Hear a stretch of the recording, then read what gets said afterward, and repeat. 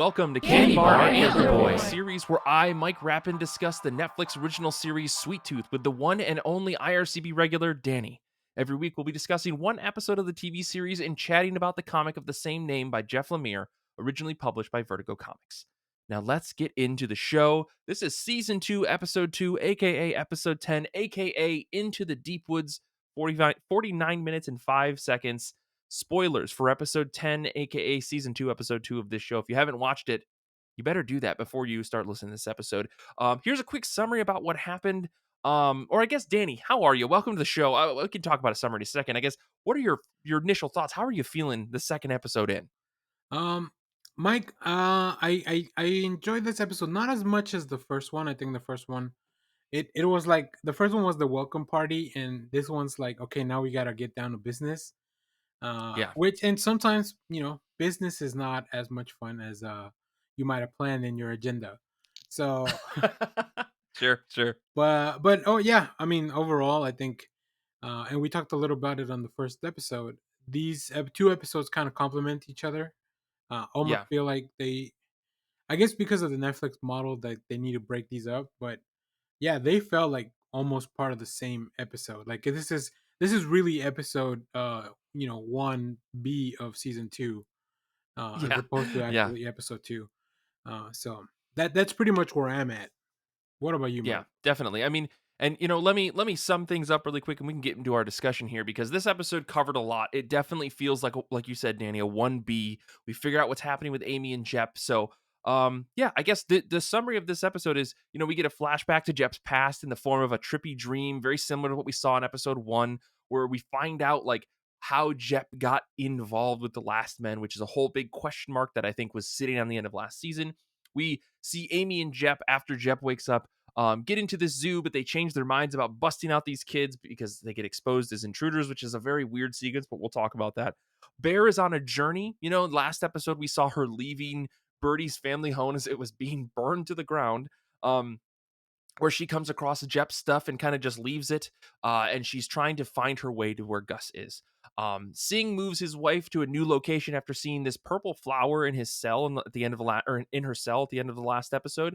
He knows that to be a not good sign when it comes to the virus, so he's decided to move her, but he's using it as an excuse to say like, "Oh, I just want to move you to a new place, change things up a little bit."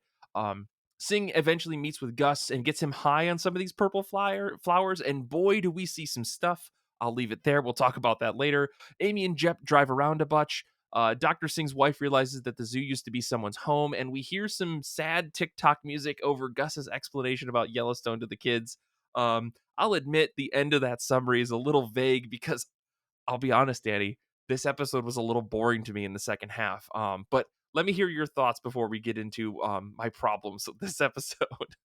Um, yeah, no, I definitely agree with you. I think this episode is really front loaded when it comes to the better stuff. Uh, I mean, everything that kind of builds up. Although, as I was listening to your summary, it's really interesting. I missed the whole part about why Singh wanted to move his wife. So I'm glad you brought some insight into that.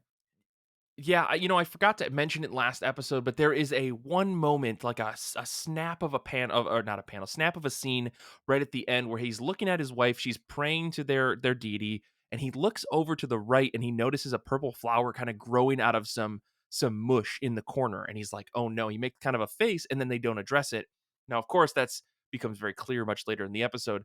But yeah, I think he moved her specifically for that reason because he's like, "Oh no, this is something." Or he made this realization that, oh no, these purple flowers have something to do with these hybrids. Let's see what we can figure it out. Either way, I think he wanted to get her out of that situation because I think maybe they established it last season, but there is a correlation between when people die and these flowers being grown. So Yeah.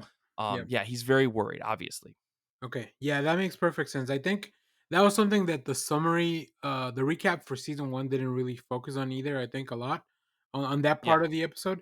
Although we do see, I think maybe that was last episode, but yeah, what is it with the show and all these like dream sequences that just give you a lot of lore and explanation while you're hallucinating, or like in this Yeah. case, because of Jeb, because of his injury, he's probably like has maybe like an infection or something that he's trying to Yeah. overcome. uh that was very interesting that his coach from his football time was the one that kind of got him into the Last Man. Um, Yeah. because the gathering, and I'll call it that to be polite, the gathering that they're having just feels bad to me. It gives bad vibes Oh, for sure. lot Once of bad vibes. once again, we touch on this stuff, and look, of course, this show being about a virus, and then the real world situation of an actual virus being around. There's a lot of parallels there.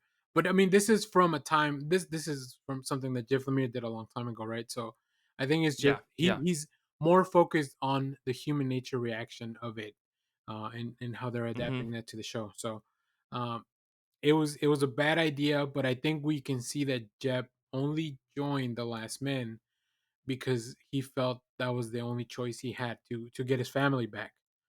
Yeah. Not because overall he at any point aligned with their views or beliefs. Mhm, That's kind mhm. of how I felt that when before he violently woke up and started trying to figure out what he was. Yeah. Yeah, I mean, it's a I don't know. Again, this is where I said, like, I'm feeling really conflicted about this episode because, like, on the one hand, I like this idea. Like, Amy and Jep have this back and forth about, like, should we go in? Should we wait? Amy wants to plan. Jep's like, don't be stupid about this. You're stupid. And she's like, I'm not stupid. You're stupid. And then they decide to go into this thing. And, like, the plan is so, or the actions that they take are so, like, half thought out. It's so weird. Amy managed to slip past things. And I was like, okay, I guess maybe she's going to do something well. And I was like, when does this take place? And I totally forgot about the dog thing, even though I watched these episodes back to back. I'll be honest with you. I was like, how the hell is she? What's gonna happen here? And she gets found out. She gets found out. Then suddenly there's an alarm, and then in the last second, Jep has dog, and he puts dog inside this feed bag. That like it's so. I'm just like, okay, I guess we have to move the narrative forward, and it's Mhm. fine. But it was a very weird sequence because then the rest of the episode is them like getting chased down by these drones that the last men suddenly have. The last men have access to like superb high level army drones. And some people are like, I can barely make butter with the cream that we have. So I'm like, We what see time do we live in? we see both the most modern drone you've ever seen and also a Yeah. U-Haul being pulled by a horse in this episode. Yeah. So, It's um, so bizarre. but But anyways, yeah, I don't want to get ahead of let's ourselves. move past that. Yeah. So I agree with you that the show it feels weird that they build a little bit of tension with the conflict between Amy and Jeb, but like it Yeah. always gets resolved with Jeb just kind of agreeing with Amy, like fine, we'll Yeah. do it your way, right? Yeah. Even Yeah. when he Yeah. doesn't want to. I did think it was interesting to see the screening process that the last men have set up for like to make sure that people I guess aren't sick as they come back into the Right. camp. Um, Pinkies. that yes, it could be a lot easier than that, but no, they do like a blood sample and like Yeah. the sensor in your face, like a thermometer, Mm-hmm. whatever the Mm-hmm. case may be. So that part's very interesting. But then security still seems very lax because like they never like you don't have to identify yourself as you're coming in. Like just because you're wearing their jacket, that means that you're one. I don't know. Yeah. Feels feels like you're really secure in one point, but then you don't really care about some stuff. Because I feel like Yeah. Amy got in there. Also, how did Jep get in there? Because he I, just kind of he Batman his way into the this yeah. complex. Uh, Yeah. Well, I so mean, we kind of see that like he's able to show his brand as like this thing to be like, you don't have to question me, even if he is like the most wanted man in America or something. pretty much, I mean, who um, knows how much is left of the country? So right. Well, and again, this is where I'm like, this episode was weird because I'm like, they set up all these rules and then none of the rules matter, and then they matter, and then like they create this thing and then they immediately erase it, right? Like Amy's like, don't worry, I know of this secret way. It's gonna be perfect for us, and then it's immediately sealed up. So you're like, okay, no hope. It's weird to be like, let's introduce a thing to immediately shut it down. Um, Whereas it would have been interesting if there was a little bit more build up there. yeah. But again, I think this is the show kind of like intentionally trying to narrow paths to say like the only way that these kids are going to get out is if they do it themselves. Which is again putting more on Gus, putting more on him being a leader. Hmm. Like they're very much skewing that way, and because like let's peek a little bit behind the curtain of the source material here, right? Like if you're looking at the comics, Gus becomes this leader unintentionally, just like in this show, where Mhm. he doesn't necessarily want to be the leader, but he finds that he's the only one who really can. And he, strangely enough, has the charisma to do so because, like, he was raised as a regular kid. And a lot of these kids were not raised as regular kids, and they need someone to look to. And Gus and Wendy really seem to be the only people that know what's going on or have at least enough understanding of how the world works because the rest of them have either been mistreated or they just are too young because they're little fucking kids. Like they're under 10 years old. Like it's Yeah. crazy to think that any of them could do anything. So to even put this on a 10-year-old is a lot, but I guess I'd rather put it on the 10-year-old than the 7-year-old, you know? Yeah, I guess so. So yeah, I don't know. I realize I'm getting a little bit ahead of things, but like, they've managed to make the dog thing make sense, which is Mhm. good. It gives Gus the hope that he needs to know that Jep is going to save him because we saw in season one, no matter what happened, Jep was going to do anything that he could to save Gus, which I love. And then again, I fell off this episode a little bit. I was honestly bored because like Amy and Jep just kind of drive around. We do get a little bit more information with Sing, and I think the most interesting part here is like the crazy lore dump that we get in the Yeah. hallucination. So I don't know if there's anything in the middle there that you want to talk about N before we get to the hallucination No, stuff, no, Danny. I mean, let's feel get free to into that. chime in. That was definitely that was also my favorite part of the episode. Just the hallucination and kind of like what it really reveals. Because Oh my god. that's not something that we've explored, right? I didn't even realize why the flowers made him hallucinate in season one until Hmm. Dr. Singh Hmm. explained it in this episode that it's the pollen that they release and that only affects hybrids. But what is like in my mind? I'm just thinking like, what does that do to like people that are not hybrids? Um, so yeah, let's get into it. What did you think of Yeah. that whole? Once again, another dream sequence because this show is the only way that it can do uh, exposition only by dreams. Yeah. Well, what's interesting is like I think this is again, I think I said this last episode of like the show is leaning further away from the science of things and more into the mystical side of things, right? So we're getting more trances, we're getting more dreamscapes, we're getting more things that are like beyond the realm of scientific understanding, you know? We get so much lore in this. Like I think I wrote in my notes like one, so we're just getting kids fucked up on TV then, huh? And that's Which I I have a note that just says, "Oh, we're just gonna drug Gus, huh? Okay, cool." yeah, that's fine, I guess. And then we get into Who? sorry, All I could we think was get like, into what I who did Graham Morrison write this episode? What's going on? yeah. Um, Well, it's like we get to go into Gus's quote mind palace, right? Where we get to see him like yeah, flashing back to him as a kid. He's like, I don't want to do this. And Sing gets like super serious. He's like, yeah, you're gonna do this. Like he obviously, Sing is on a timetable. Not that that's an excuse, but like his pressure is coming from an external source. One, he's curious and it's starting to explain things to him that he couldn't explain scientifically. But two, like he's got 2 days left now and that's all that he has before this guy comes back and kills his wife. Abbott comes back and kills his wife, right? Because Abbott's currently out of the station.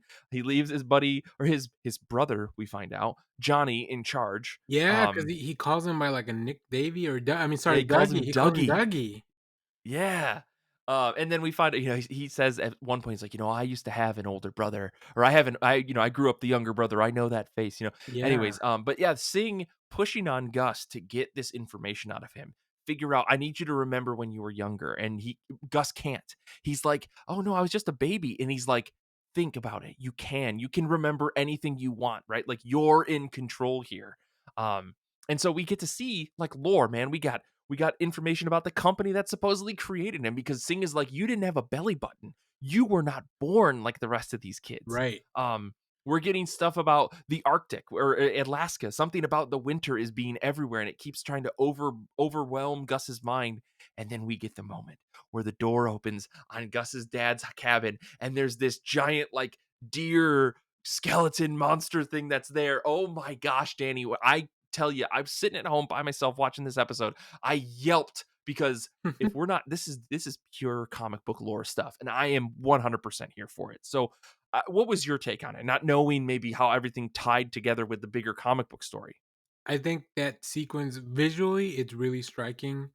I love how we get into the different levels of the mindscape, I guess. Like very, very Inception, right? Like here we are, and then Totally. as Gus starts thinking about the times he was younger. I love how he pictures his cabin with Puba, like this little small model thing, and he opens it from Yeah. the roof, and then he kind of goes in there, and he starts seeing the. I wrote it down, the Project Midnight Sun stuff, and like focus on the names, and Yeah. then Fort Minor, where Singh tells him that there were theories that Fort Minor was the one that had created the virus and not really the hybrid. So like Mhm. all these things are kind of coming together. So I do appreciate that we're getting answers to a lot of the questions that had been posed really for like a whole season, and now Mhm. we're getting a little bit of answers. Now, of course, all that stuff comes with more questions. But yeah, Yeah, of yeah. course. But visually was great. And then as we lead up to that big moment that you just talked about, that big reveal with whatever that creature is with the giant antlers, and Doctor Singh has to physically pull out a Gus out of the mind, I guess the room with the flowers to get him Mhm. to snap out of the dream. It was really really cool. Like that Yeah. whole sequence makes the episode really worth watching. Even though overall it was maybe a little bit long, like that part Sure. just getting so many things that we were looking forward to. Um, Yeah.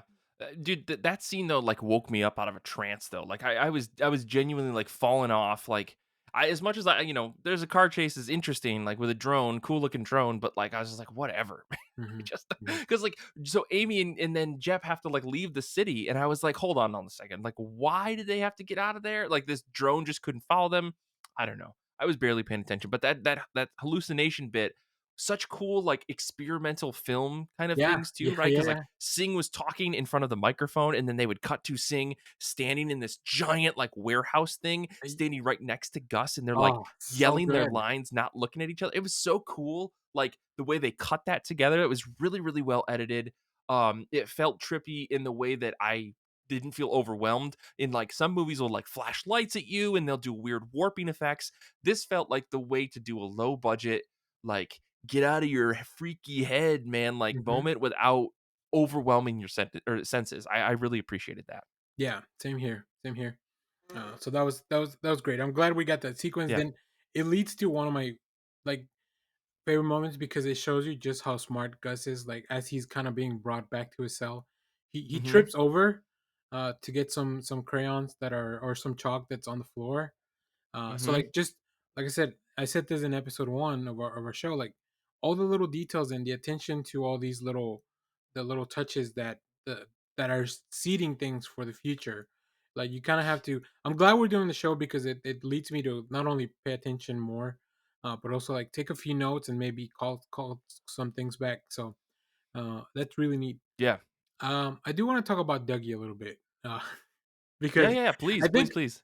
and now that we're doing this, I don't remember. I guess it was in this episode where we I kind of got the it feels to me that he's kind of a big fish in a little pond when he finally meets with the other people. Maybe I don't know if that was episode 1, but he has a meeting with I guess some of the other groups that are Oh, running yeah. around. And two of the leaders they just choose not to show up. Like it's not even worth their Mhm. time to meet with Abbott. Yeah. And they send somebody else. And even this person who seems to be like he's probably like this second in command or something. Like even he feels like he's only there to fulfill an obligation as opposed to actually be Yeah. interested in meeting with Abbott. So to me, it feels like this whole group of it invalidates even more any efforts that the last men are already like doing. Mhm. It just really tells me like other people don't want to deal with them because they're kind of Right. shitbags. So I was correct that they are shitbags. So like, uh, Yeah. but yeah, that whole thing like it took him down a notch because up until now he had been so menacing and now I Yeah. feel like he's just kind of has this like Napoleon type of complex almost where Yeah. like I have to be this mean or a terrible person so that people will take me seriously or whatever, right? Yeah. Um, so Well, yeah, I think his only leverage against people is violence, right? Right. He doesn't actually Right. have anything that people need, Mhm. but he has guns and he has capable people to use those weapons Mhm. for the most part, right? I think we kind of see a little bit, I think, in last episode and this episode of like these guards maybe not being the best at what they do as these kids are able to kind of like fib with them. And we didn't talk about it last episode, but they made a call out to the radio, and that's Yeah. what got Jep and Amy involved in the first place, which I thought was a nice little thing. But yeah, it's interesting that you bring that up, that he's definitely not a respected member of the tribes of people that are out there, Mhm. right? Um, and of course, he, hearing Johnny in this episode talk about him, like he's just his older brother, right? Yeah. And we don't really know more about that. The comic does, I think, a pretty good job of kind of explaining their dynamic. Maybe I think we're clearly gonna get that because I think that's gonna be important to the downfall of their group, assuming that happens. I Um, I kind of like Johnny, and I hope that eventually he realizes the error of like what they've been doing, and mm, almost takes over for him. Like maybe tries to lead them in a better direction. Uh, yeah, but I don't know because I mean at this point I don't know how those kids are gonna get out of there. Like so, yeah, the only thing I can see is that we know that Doctor Singh's wife's been moved to a different place, and she meets out with Wendy. So there's a little bit of hmm, that, or it could be a Johnny thing. I don't really know, but I kind of see like I said, the show's really good about starting to show some of those little details and avenues that we could take, so it doesn't feel jarring when they do happen, right? yeah, So like yeah. things kind of make sense. Yeah, they do a good job of planting a lot of seeds and allowing them to really grow on their own. Like, Mhm. I'm curious to know what the hell's going to happen with Bear. Like, she got on the back of this weird U-Haul truck being pulled by by horses, um, and just like starts staring in on this older woman. This guy pulls her off. He's like, "Hey, what the hell are you doing?" And she's like, "Oh, you're attractive. I like your sweater vest." And I was like, "Dude, he's got a cool sweater vest. Yeah, Can I yeah. get that sweater vest?" Especially for the apocalypse, like those are Yeah, probably yeah. hard to find. But yeah, again, like what Bear's journey is going to become, I have no idea. Where are Amy and Jep going? Again, I wasn't completely paying attention to their story because I was really bored about a car chase. But Yeah. like, where are they going now that they're outside of the city? Again, they're setting things up for this season to develop, and I like that they didn't do all of that in season one Mhm. or episode one. Instead, episode one was like, hey, let's get back to basics. Let's show you where the show is at.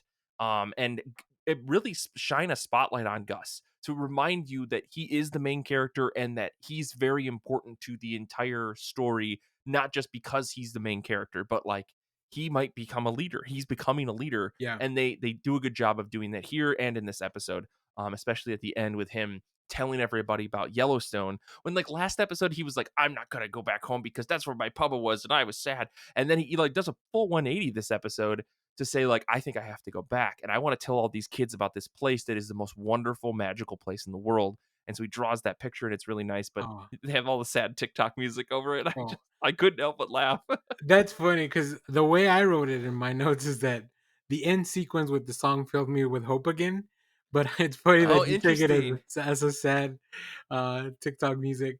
Um, yeah, no, I think Gus is learning from the things that he's experienced, and a little bit of putting into action some of the things he learned from his papa and Jeopard.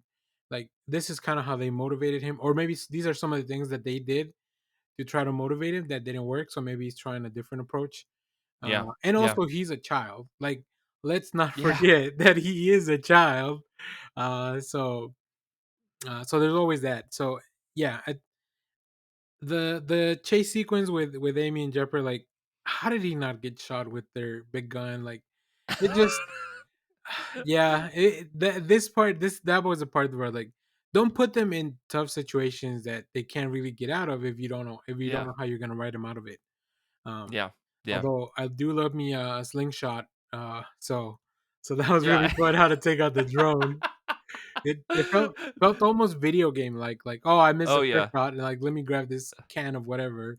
Oh, got the Yeah. drone. I just took out the Right. biggest technology that we have left in this world with a Well, can of beans." these types of drones are never actually worthwhile when like a simple like piece of string could take them out. Yeah. Right? Like And these look like all like I got to do is float a balloon underneath one and it's done. It's out of my hair. yeah, and this one looked like it was souped up. It looked like the Edith drones from, Spider-Man 2.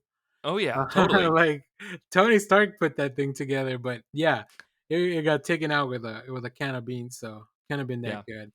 Um, and why would they not? I don't know. It feels like and then they still found them with the truck anyways. So I Yeah. don't know. Like the drone seemed like a little thing that was an overreach.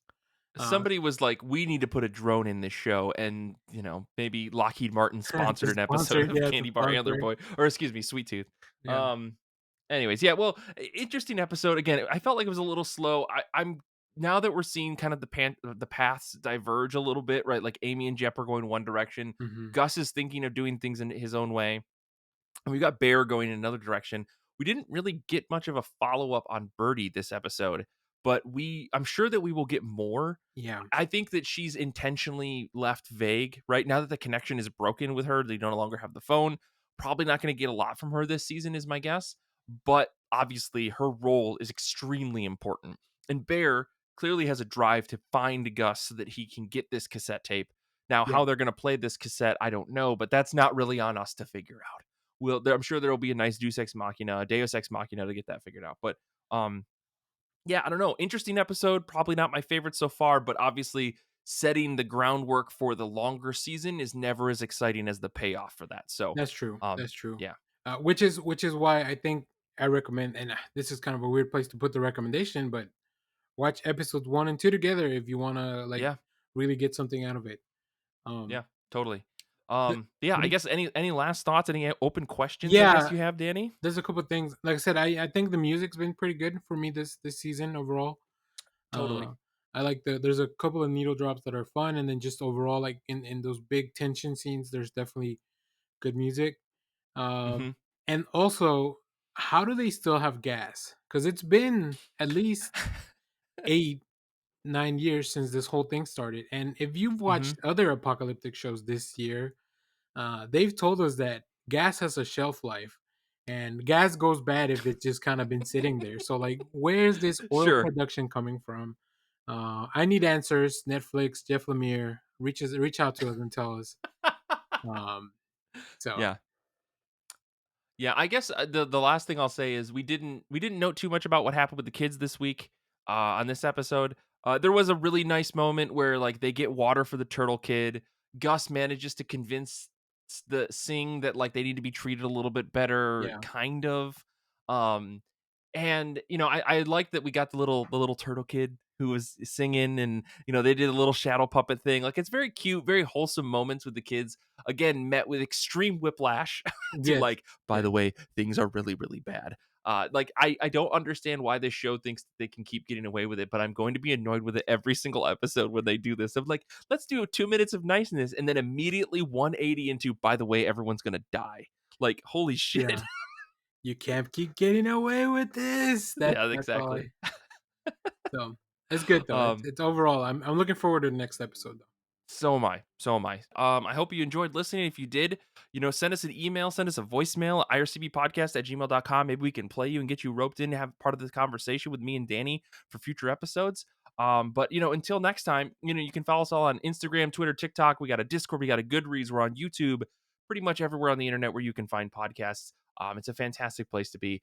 You can support us on Patreon at patreon.com/ircbpodcast to get access to all sorts of exclusive stuff like the IRCB Movie Club, Better Batmobile Season 2, Giant Days of Our Lives, our Giant Days reading series, Saga of Saga, where we cover every single issue of Saga, issue by issue, and so much more. I want to say thank you to the Sam DS who did the IRCB Candy Bar logo. The music for this episode is Beautiful CS by Robert Farmer. Thank you to Danny. Thank you to Kara for proof listening. Thank you to everyone out there listening. If you got this far in the episode, we love you. We love you. We love you. Until next time, comics are good, and so are you.